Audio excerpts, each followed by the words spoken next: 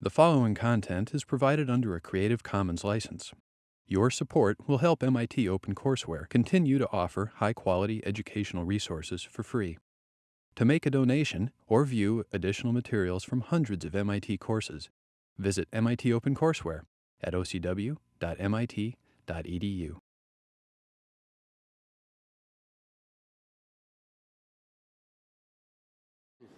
Welcome. One quick announcement. If you have not yet picked up your graded exams, you can do so by seeing the TAs after the hour.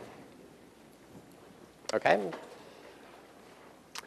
So today I want to continue to think about what we started last week, thinking about Fourier series. The idea is to develop a theory that lets us look at signals on the basis of frequency content, much as we looked at frequency responses as a characterization of systems, according to the way they process frequencies. And we saw last time that there were a number of kinds of signals, for example, musical signals, where that kind of an approach, thinking about the signal according to the frequencies that are in it, makes a lot of sense and can lead to insight. We also developed some formalism. We figured out how you can break a signal into components and then assemble the components to generate the signal. And what I want to mention at the beginning of the hour today is just how to think about this operation in a more familiar way. We do this kind of a thing, breaking something into components all the time. One of the more familiar examples might be thinking about 3-space, right? The Cartesian analysis of 3-space is based on the idea that you can think about a vector location in 3-space as having components. There's a component in the x direction, the y direction, and the z direction. That's completely analogous to the way we're thinking about Fourier representations for signals. So just like we would think about synthesizing the location of a point by adding together 3 pieces, and we would think about analyzing a point to figure out how big the components are in each of those directions, it's exactly the same when we think about Fourier series. We think about representing a signal as a sum of things. So the sum is precisely the same. This one happens to have an infinite number of terms. The top one has 3 terms. The principles are very similar. So we think about representing a signal as a sum of components. We think about representing a point in 3-space as a sum of components. And we think about analyzing the signal or the vector in 3-space so that we figure out what each of those components are. And we do it in an operation where it's actually very convenient to think about the decomposition of the Fourier components using precisely the same language that we would use for thinking about vector spaces. So we would think about, in the case of the Fourier, we think about integrating over the period sifts out a component. The analogous operation for 3-space is to think about a dot product. The way you take a vector and figure out the component in the x direction is to dot it with it. The dot product. In the Fourier case, we think about it as being an inner product. The idea is completely analogous. So we think about having the inner product of 2 things, the reference direction and the vector. So reference direction and vector. We think about it exactly the same way, except now it's an inner product, which means that after we've multiplied, we have to integrate. That's the only difference between inner product. Inner product implies sum or integrate after you've done the multiplication. So we do exactly the same thing, except that now we think about the inner product of A and B. That's just the integral where we take the complex conjugate of one of the signals only because by defining it with the complex conjugate there, we set up the inner product so that the answer is 0 unless we take the inner product of 2 things in the same direction. Okay? So by putting the minus sign there, if the 2 reference directions, that is to say the one characterized by k and m, the ones characterized by k and m, the inner product will be 0 if we take the complex conjugate, as long as k is not equal to m. K equals m is the only not 0 component. Okay? Is that all clear? So, to make sure that it's clear, here's a question. How many of the following pairs of functions are orthogonal in t equals 3? Part of the goal of the exercise is to figure out what the little caveat in t equals 3 means. So look at your neighbor, say hello, figure out a number between 0 and 4.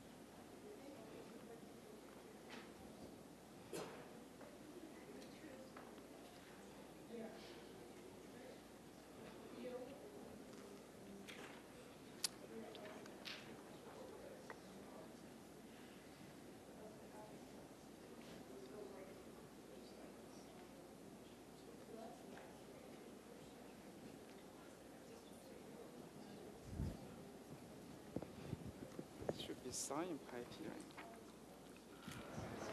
I fixed it. Is that on the web?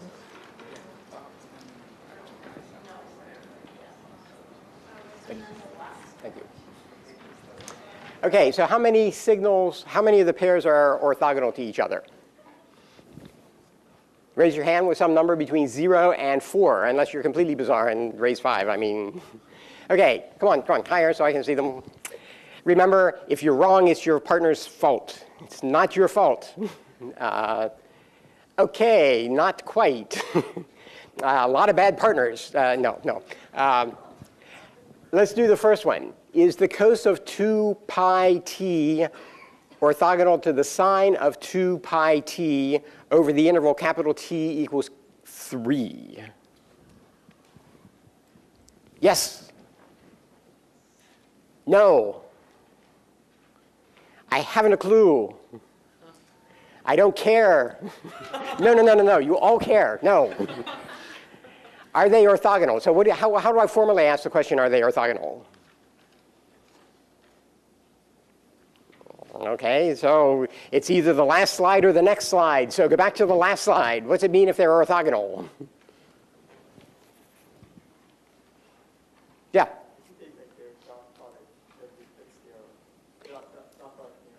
So how do I take the dot product? What do I do? Conjugate 1. So I'm thinking about 1 over t, the integral over t, a star of t, b of t, dt, right? So the t comes in here, right? I'm integrating over a period t. So I take the two functions and I multiply them together. So I have this function, I have that function.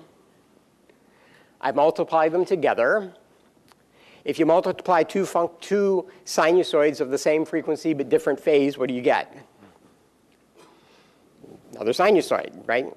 So you all know all these complicated trig relationships, right? Here's one of them. If you multiply cos of 2 pi t times the sine of pi t, you get half the sine of double the frequency. Okay? You don't need to memorize that. You just look at this picture, you look at that picture. This one, over the interval 3, has 3 periods, right? There are 3 periods of that waveform over the period capital T. There's an integer number, 3. Same here. Here, how many periods? Twice that. But it's exactly 6. So you get a pure sinusoid. You get an integer number of periods. You integrate over an integer number of periods. You get 0. They're orthogonal. Had I chosen the period differently, they may not have been orthogonal. It depends on the period. Okay, so the inner product depends on the period because the inner product has something to do with integrate or sum. And so the range over which you sum or integrate matters. How about cos 2 pi t, cos 4 pi t? Orthogonal? Yeah. Yes. And the reason is? So I think if you graph them together, then a lot of symmetry that goes on. You can just say, oh, the interval is going to be 0. So now we've got 2 different frequencies, but we still get these funny cosine relationships that have to do with sums and differences, and the sums and differences both happen to be periodic over 3, over the interval capital T equals 3, right? So we still get the property that the average value here, which is what the integral is pulling out, the average value is 0. So they're also orthogonal. How about cos 2 pi t sine pi t? Okay, I've asked 2 questions, and they were both yes, so I'm getting bored at this point. So by the theory of questions in lecture, the answer is? Now, wait a minute. I'm not that boring. Well, maybe. Is this periodic over capital T equals 3? Excuse me. I didn't say the right question. Sorry. Is this function have an even number, have an integer number of periods in the time interval capital T equals 3? What's the period? What's the fundamental period of this waveform? 1. So it has 3 periods over the interval cap T equals 3. What about this one?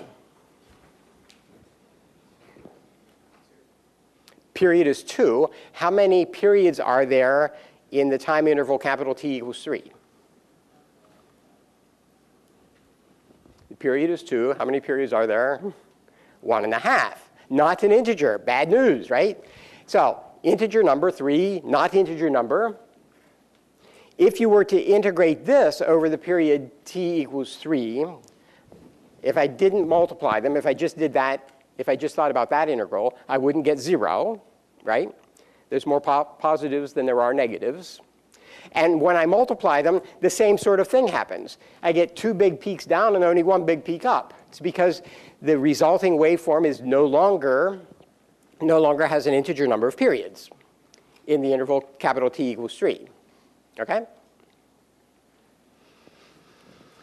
Last one, cos 2 pi t e to the, whoops. Is that what I actually said? Good, I forgot the j. Because without the j, they would obviously not be orthogonal, obviously, right? Okay. I didn't mean to ask something quite that obvious. So what about cos 2 pi t and e to the j 2 pi t? Orthogonal. Not. I'm as clueless as I was on part A. No, you're not. No, you're not. So how do you think about that? You can use Euler's expression, and if there had been a j there, this would have been a correct expression. Okay? It's not quite a correct expression because I forgot to put the j there. But had there been a j there, it would have been cos 2 pi t plus j sine 2 pi t. And the awkward thing is that the cos and the cos are obviously not orthogonal with each other. A signal is not orthogonal with itself. Okay? So because part of this signal is that signal, those 2 signals are not orthogonal. Okay? Yes? Okay, so that's the idea of orthogonality. It's a very good way to think about decompositions. And even though we only spent about half an hour last time and only about 15 minutes this time, that is the whole theory of Fourier series. That doesn't mean we can't ask hard questions. There were a couple of questions. Yes, you were first. Is there a way to think about orthogonality using the Fourier coefficients? Well, the Fourier coefficients are the result of orthogonality. I don't think you can tell, if I just told you a bunch of Fourier coefficients, I don't know if you can tell me something about the orthogonality of the underlying signals or not. Excuse me? If you tell me the period and the Fourier coefficients. Let's see. So I'm not completely sure I know what you're asking. Certainly, if you tell me that the Fourier coefficients are blah, blah, blah, 3, 2, 7, 16, and if you tell me that you're working with a simple Fourier series periodic in 3, then you've told me everything. And so there's a way for me to backtrack that it was orthogonal. I'm not sure if I'm connecting with you, so if I'm not, ask me after lecture to make sure that. Sure. He's saying if you have two signals, and then you give me Fourier coefficients and a period for two signals, can I tell if those two signals are orthogonal by saying just if the coefficients are orthogonal? I think that should be true. If they have components in common, they couldn't possibly be orthogonal. So I would answer yes to that question. So if that's what you were, so I think that's probably right. Does that sound right? Yeah, okay. Yes. I'm a little confused by the complex conjugate. Yes. Yes. Yes. So does that mean we're taking the complex conjugate of A and multiplying it by B? We're taking the complex conjugate of the entire function. At every point in time, we take the complex conjugate of it. And it's especially useful to think about if you're doing something of the form, if A of t were e to the j 2 pi mt, and if B of t were e to the j 2 pi lt, the only thing we're trying to do, but this comes up quite frequently, the only thing we're trying to do is when you conjugate one of these, you rig it so that when you add the exponents, the result goes to 0 by putting the minus up there. That's all. It doesn't seem like we had to do any of that for the example we just worked on. It seems like they were just like signals as they were. Oh, interesting. That's a very good point. That's interesting. So I didn't intend to throw you a ringer. These were signals, all of these except that one, are real functions of time. That's why the complex conjugate bit didn't come up. So I apologize. I wasn't trying to make it seem tricky. Okay, so it's because this function of time is everywhere real that we didn't need to rehearse this. We did have to do it in that one. Okay? Okay, so the point is that we've already covered, even though we've only done a little bit of work in lecture, we've already covered all of the theory. What remains, though, is to do some practice, and also what remains is to understand how this is useful. So it's not just music. The example that I want to talk about today is speech. The same sort of thing that we could do with music last time, we can do with speech, and here are some utterances. Bat, bait, bet, beat, bit, bite, bought, boat, butt, boot. Okay, it was just intended to be a bunch of sounds that we can analyze with Fourier analysis to get some insight into how to think about, in particular, speech recognition and speech synthesis. So we can take those utterances, and all I did was write a little Python program to do the decomposition that I showed on the previous slides, so that I could break these time waveforms. Here I'm illustrating 1, 2, 3, 4, 5, 6 periods. So I took one period of that sound and ran it through that kind of an integral to break it into Fourier components, which are showed here. And what I want you to see is just like you could have recognized a pattern here, and you might try to recognize which vowel is which by the signature in time. An alternative and far more useful way of thinking about it is to try to recognize the pattern in frequency. So there are characteristic differences in the sounds, and we'll look at the basis for why there are. There are characteristic differences in the sound that can help us to identify automatically by a machine what was being said. And so what we want to do is learn to think about a pattern that characterizes a, e, u in the frequency domain as opposed to the time domain. So there's something different about those sounds that manifests a difference in this Fourier signature. So that's one of the useful applications of this, and we'd like to understand that better. There's a really good physical reason why that happens, and it has to do with the way we produce speech. So you can think about speech as being generated by some source. Ultimately, the source of my speech is somewhere down here, okay, which always amuses me when I see the cut-off heads talking, like at Halloween and like on some cartoon shows, because you can't do that, right? Because the source has to do with down here someplace, right? So my lungs push in, that pushes air through something and starts making noise somehow. I'm going to focus today on things that we call voiced.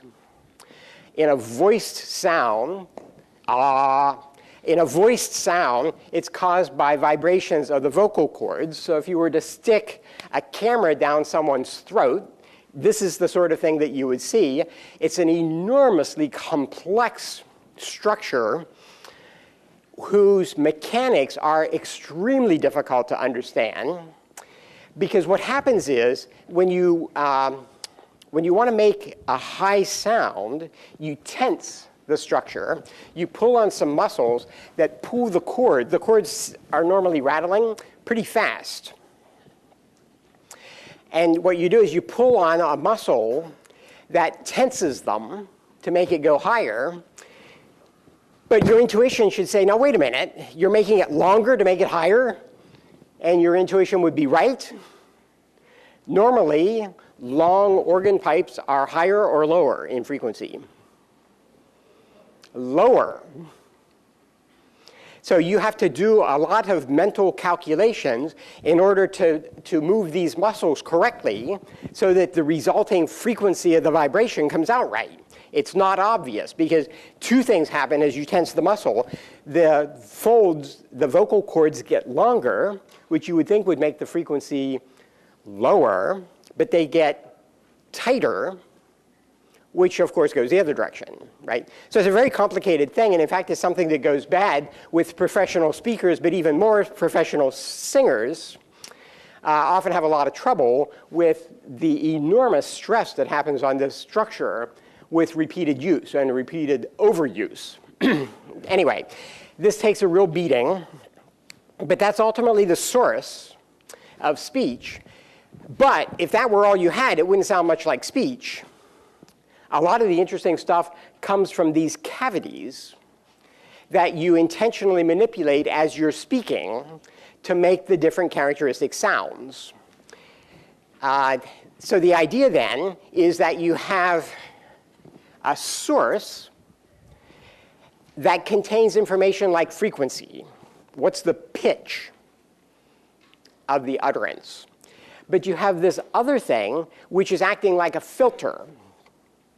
If you think about the whole thing as a system, we have a block which represents a filter, which is the thing that has a frequency response. The frequency response depends on how I've put my tongue in my mouth and how I've opened my lips and stuff like that. We'll see that in a minute. But it also depends on how the vocal folds.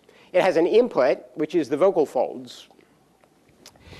So the idea then is the same kind of a source filter idea that we motivated last time by way of the RC filter example. If you put a resistor and a capacitor together with a source, a convenient way to think about that is as a low-pass filter. we think about it having a frequency response. So the system, just the RC part, has a frequency response, which we can characterize by a Bode diagram. So we can think about, we did this last time, so we can think about the low frequencies go through without attenuation. The gain is 1. And the phase is 0. So basically, low frequencies go through the filter without any change. High frequencies are attenuated. The higher the frequency, the more the attenuation. And phase shifted by lagging pi over 2. So that's a way of thinking about the RC circuit as a low-pass filter. And it gives us insight in the kinds of signals that go through and don't go through. So that if we think about a signal, like a square wave, having a Fourier series decomposition, it only has odd components, and the odd components fall with k. The magnitude of the component is inverse with k. So we get components that, if I plot on a log scale, the reciprocal relationship of the weight of the components, the magnitude of the components, makes it a straight line with a slope of -1. And now we can think about putting this signal into the RC filter and thinking about what the output should look like. If the frequency of the square wave, if the fundamental frequency, 2 pi over the period, if 2 pi over capital T, is some frequency that's low compared to the corner frequency of the low-pass filter, basically the output of the filter, which is showed in green, overlaps the input, which is showed in red. You can't tell the difference because all the components have the same magnitude and phase as the input. But if you change the frequency of the square wave so that the fundamental is higher, some of the higher frequencies are attenuated and phase shifted. The shape of the waveform, showed in green, starts to deviate. If you go to still higher frequencies, the deviation is even greater. And if you go to high enough frequencies, they're all in the region where the magnitude is being attenuated by 1 over frequency. So my dependence of 1 over k becomes 1 over k squared, and it goes from being a square wave to a triangle wave. So that's a way of thinking about the signal transformation in terms of a filter. We did that last time. What's going on with speech is exactly the same thing.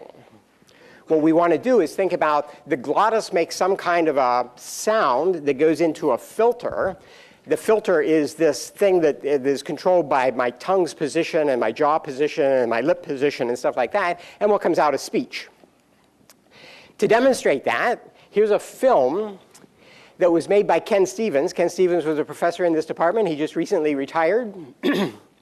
This was done when he was a graduate student. It's very hard to see because the contrast is not great, but you have to take into consideration this was made with X-rays. Okay, we probably wouldn't do this today. Okay, there was a relatively large exposure to X-rays, which we sort of frown on these days. Just so you're not too worried, Ken Stevens, when he retired, had the longest teaching career in our history. He was a lecturer who actively lectured for 50 years. So he seemed to have done OK. He survived. So you don't need to worry about what happened to him. But we probably wouldn't repeat this. It's a little hard to see. The bone is easy, right? Because X-rays don't go through bones very well. What you can just barely see is his lips. And it's important to watch the lips, too. It's also important that his chin is on a chin rest to simplify analysis. The idea of this was to get quantitative measurements to fit the source filter idea. OK, so now I'm going to play a film, a recording of him.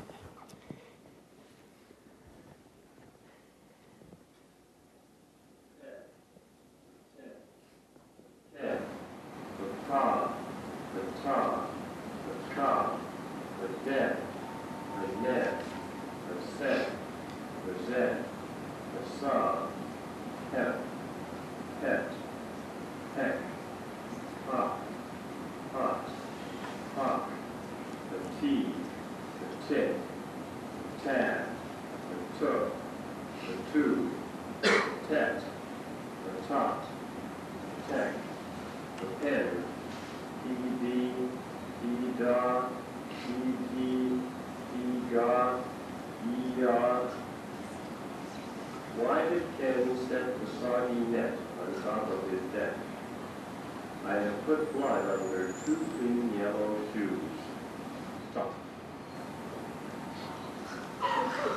Okay, so what you were supposed to see is that the thing that we associate with speech is only a small part of it. His lips were obviously moving. That's what we see. But if you were paying attention, his tongue was going up and down, not a little bit, but a lot. So the gap between his tongue and the roof of his mouth was going from 0 to about that far. The velum back here was opening very broadly on occasion. So there was a significant variation in the shape of the structure through which the glottis waveform was passing. And that's the basis of the filtering that gives rise to the different speech sounds. So to convince you of that, here I have a carefully machined item. Let's see. I don't want this one. I want this one. So this is a Japanese oo. Okay, now I don't know Japanese, so I have to just sort of trust the guy who made this, that it actually sounds like a Japanese oo. The second one I'll show is a Japanese e, which actually sounds more like an e to me. But anyway, this model was made from measurements of the type that I just showed with Kent. So the idea was to estimate the size of those cavities through which the air was passing, and then make, by machining in plexiglass, a structure that has that shape. So this was an early test of whether the source filter idea works. So if that is the explanation for how speech is generated, then I ought to be able to take a boring sound of the type that's generated by the glottis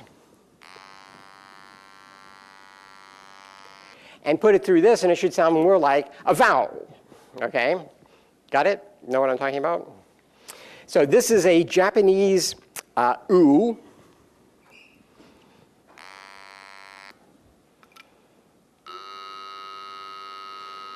I don't know if anybody knows Japanese. I don't know if that sounds like an oo. Anybody know Japanese? And does that sound like an oo or not? Okay, I'll pass. This is an E. Okay, now notice that the E looks very different, right? The question is whether that's a big enough difference to make the difference between an oo and an E. I'm pressing the same button, nothing up my sleeves, nothing. Okay, so same button.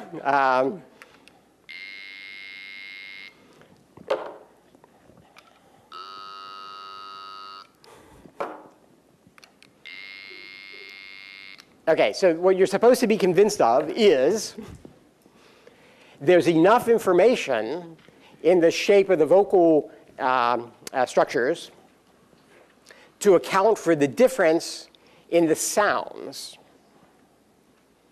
Now, of course, we don't really care about the acoustics if we're trying to, for example, synthesize or analyze speech. We don't particularly care about that. We do like to know that there's a theory that underlies it, right? And there's a very sound physical basis for why we should think about this source filter idea.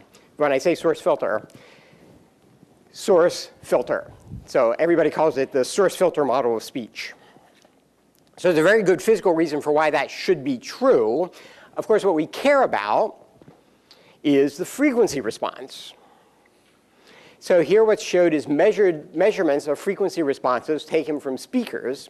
So now we don't do the X-ray thing. All we do is record somebody saying heed, head, had, hood, hod, hood.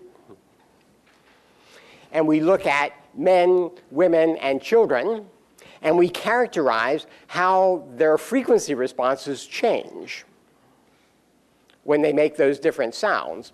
So what's showed here is that you get a relatively good fit by thinking about the frequency response having 3 formants. The formants are the peak frequencies. There's a theory, for which I won't go into, for how you take this shape and turn it into a formant frequency. And given just the formant frequencies, or given the frequency response measured at uniform spacing across frequencies, there's a theory for how you can generate the smooth line, which is really, this is an 11th order fit which means that there are 11 poles and no zeros. So what you do to get this shape then is take the locations and amplitudes of the format frequencies and do a fit using poles. And so here's a table showing measured format frequencies, F1, F2, and F3, for 6 different sounds for 9 different categories, for 3 different categories of speakers, okay? And that's kind of a complete analysis then in terms of the source filter idea. So this figure summarizes the idea. We think about source filter. So the source is the glottis. The filter is the formants created by the throat. And speech is the thing that comes out of the source filter.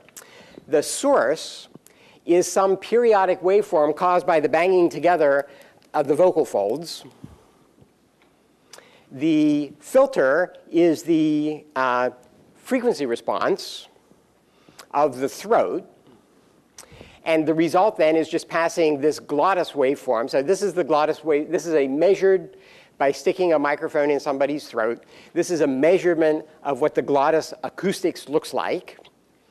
This is a Fourier decomposition of that periodic waveform.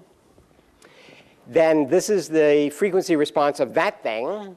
And this is the Fourier coefficients of the output for different sounds. So here's the frequency. So the same glottis signal underlies an E sound and an A sound and generates 2 different spectra. We call that combination of magnitudes and angles. We call that the Fourier spectra. So you get 2 different spectra depending on the filter shape. Okay? And that's the basis. This theory, the source filter idea, is the basis of the current technology for speech recognition and speech production. So I actually cheated. Those sounds that I played earlier, bit, bat, bot, beat, all those things, those were actually synthetic speech. Okay, all I did is I ran a speech synthesizer and I said synthesize bit. So that was really a synthesized thing. That was not a real person. And so the synthesizer used this theory in order to generate the synthetic speech. We also use this theory in order to recognize speech. And you'll do a homework problem in homework 10, I think it is, in which you'll build the primitive front end of a speech recognizer using this theory. And I'll give you a couple of utterances of different vowels, and you'll have to classify which vowel is being said according to some automatic speech recognizer based on this theory. The theory is also just fun because the theory lets us figure out anomalies. So when somebody has a speech impediment, for example, when I was a little kid, I did, and I was sent to speech school. Now they do a much better job because they do analysis to figure out what I'm doing wrong using the sort of source filter idea. We can also use the source filter idea to understand paradoxes. So for example, I've told you before, I work on hearing aids. I try to make hearing aids. People with hearing deficiencies like mine, where I have sort of progressive age-related because I'm old, right? That's what happens. I have age-related hearing loss, which means that I'm losing high frequencies. I'm less sensitive to high frequencies. People like me, which is the vast majority of people my age, it's easier to understand male speech than female speech. Why? Higher frequencies. So those higher frequencies shift some of the important stuff that I should be listening to into frequencies I don't hear anymore, right? So that's a way of using this theory to try to understand what's wrong with me. But there's also things, it's not just me. Normal people have trouble distinguishing female speech, especially in taxing environments, and one of those is singing. So if you consider altos and sopranos are like the worst, right? Because they are not only female, but they're at the high end of females. And there are those who complain about not being able to understand female singers. Okay, so here's a demo that will help us to understand whether that's a valid kind of a criticism or not. So what I've got is a professional singer singing la, la, la, la, la, on a scale. So from low frequency to high frequency, then a different sound, a different sound, a different sound, a different sound. So the first thing what I want to do, I want you to listen to those different sounds as she goes across the scale. Then I'm going to play just the low ones and just the high ones, just the low frequency ones and just the high frequency ones. So first, the different scales, la, la, lor, lu, lur, li, okay?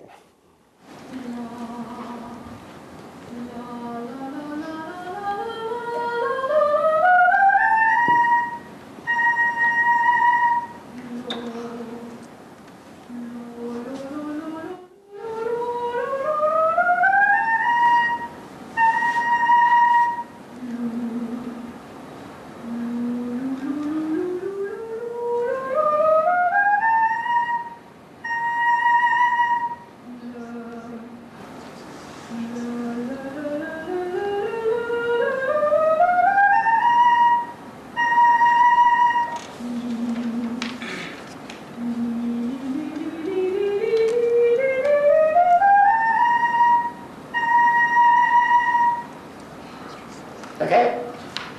So now what I've done is I've sliced out the lowest frequency, the very first of the scale, from each of the sounds and pasted them together to get the low frequency run. And then I took out the high ones and pasted them together. Okay, exactly the same sounds, just played in a different order.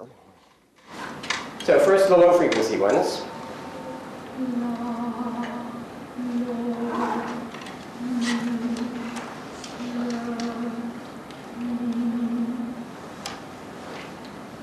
And the high frequency ones.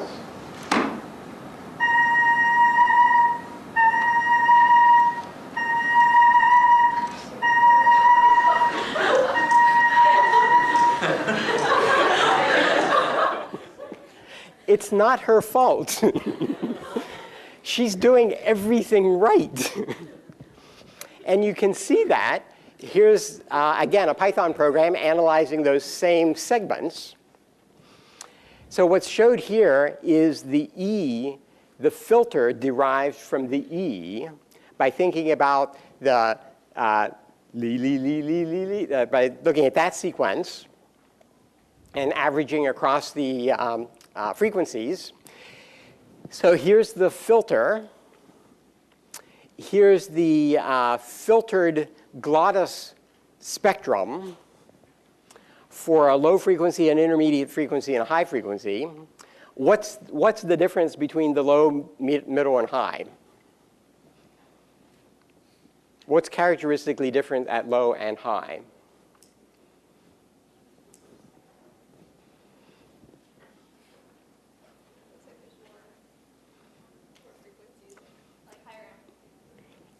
So if you look at the low frequency, the low pitch, there are more frequency components in a given range.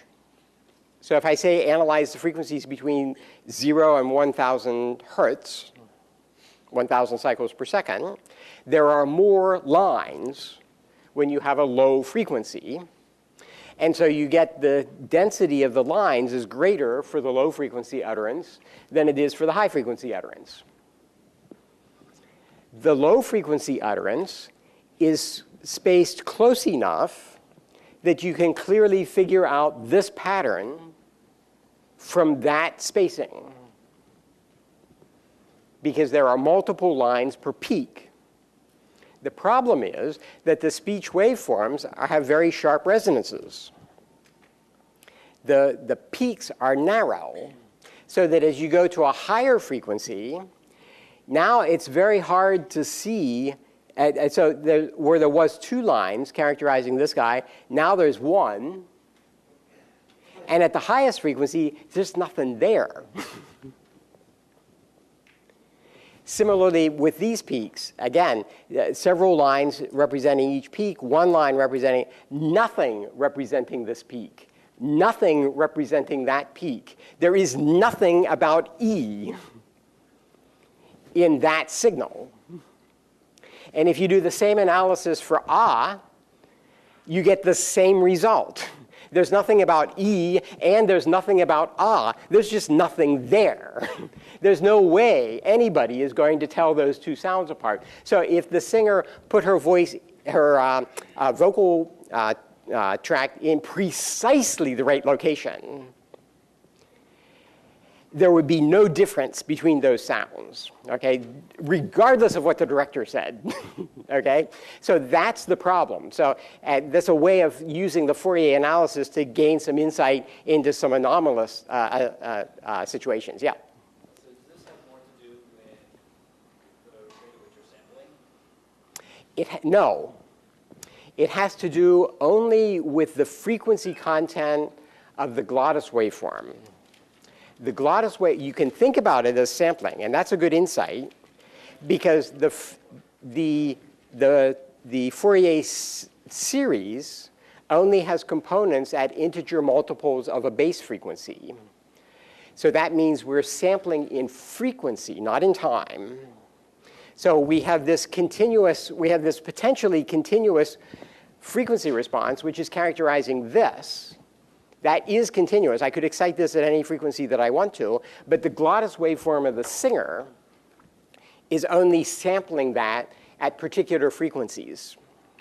C, C prime, C double prime, B, B prime, B double prime, right? So there's only certain frequencies at which the singer is sampling this.